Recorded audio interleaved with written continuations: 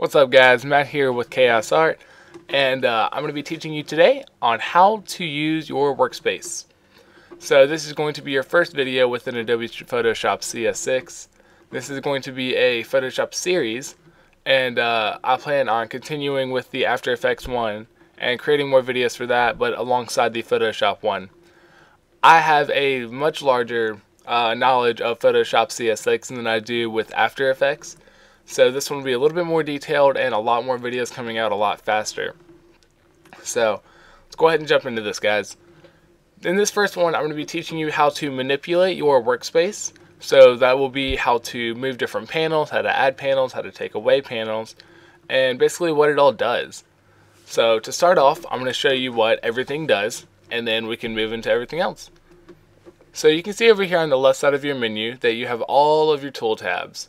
So this is all the tools within Photoshop, and you cannot get rid of certain tools. I understand that might be a pain for you, but you generally use all of them whenever you're making anything. All of the tools in Photoshop are very useful, and they all do very particular things, but all very useful things. So you have several things that you can do with this menu. You can click and drag it, bring it out here, wherever you please. You can even put it over here on this side. You can stick it right there, wherever you want it. Oh, didn't want to do that. Let's put that back on the wall. There we go. And I want to bring this back out here. There we go. So you can see that you can kind of put it wherever you want. I'm going to put mine over here back on the left. And you can also hit this little arrow up here and make it into a smaller menu, but it's kind of wider. I prefer mine to be as very little as possible so I can have the largest workspace possible at any given time. So that is for your tools. And then alongside your tools, you have this top bar menu up here, and that changes with every tool that you have selected.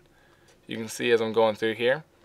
And what that is when you have, let's say, your selector tool out, you have all these different options that you can work with, right? But if I had my square tool out, the shape tool, there's no point for me to have the same tools or tool options up there because that would be absolutely ridiculous. So now that we have these new options, and every tool has its own options, and it's really something that you need to work with. The longer that you work with Photoshop, the more and more you'll understand how the tools can work together. As like your marquee tool can work with your selector tool very well with the alignment, but also your text tool can work good with your marquee tool, and they all kind of mesh together. And it just takes a little bit of time, and we'll be going over that in this series. But for now, I'm just going to be showing you what it does and move on.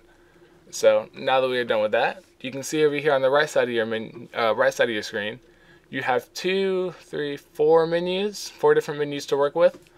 And let's go ahead and start on this one. Same thing as your toolbar. You have these little arrows that you can make it wider or smaller.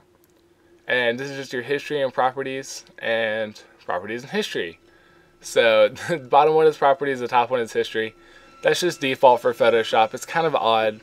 Mine is totally different than that, as you can probably see in some of my other videos. But that's just something, it's a nice little bar to have there that you can take away if you don't need it. And you can really just kind of add or take away whatever you need on it. So let's actually go ahead and get rid of this to show you how you do it. You just grab the bar at the very top of your history tab, and then bring it out just like you did on your tools. And same thing, you have the little arrows. But now you have a little X up here that you can select. So if you click the X, it disappears. But if you didn't want to do that, and you're just like, oh my god, I didn't mean to delete that, that sucks, I can't ever get it back. Yes, you can. There are 2 ways to do it. Either through Window, you can go back to your history and select that, and it'll bring history back. Also brings back properties because they were paired together. And now that you can see within this, you have all these other options that you can bring up. Characters, channels, brush presets, history, info, layer styles, paths, properties, styles, paragraph, navigator, all these other things that you can select. And some of them even have hotkeys, like F6 is for your color, but we already have color up.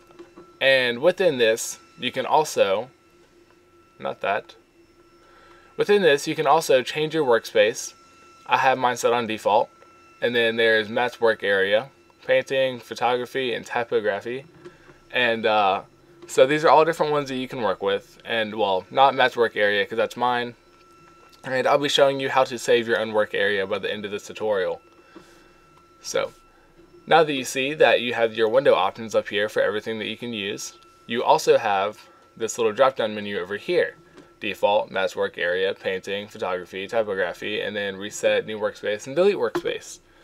So you can see that you have similar options over here in this little drop down menu as you had in your window.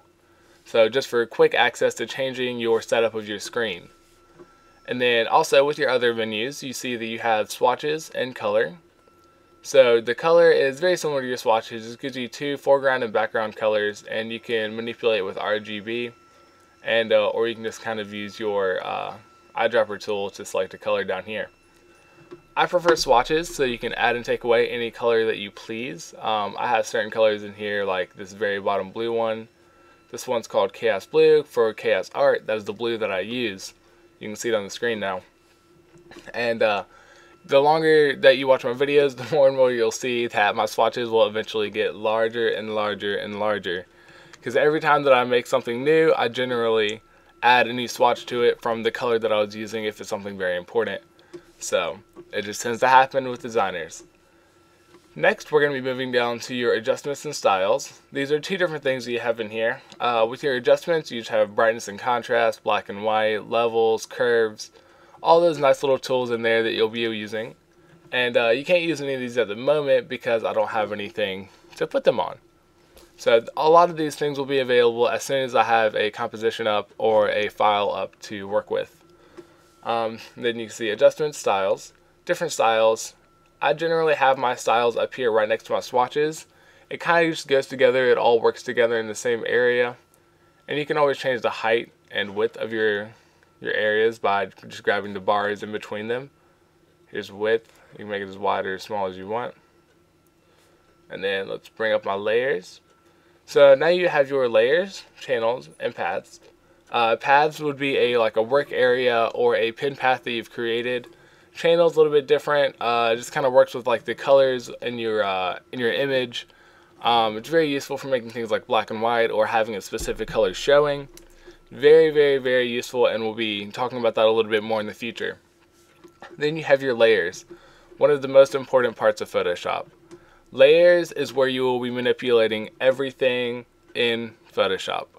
Much like After Effects, you can see you had our timeline in that. In this, we will be working with layers. So you'll be adding layers, taking away layers, masking layers. Lots and lots of stuff goes on in this little menu.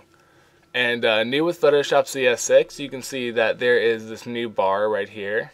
And for anybody who's used earlier versions of Photoshop, you would notice that this is new.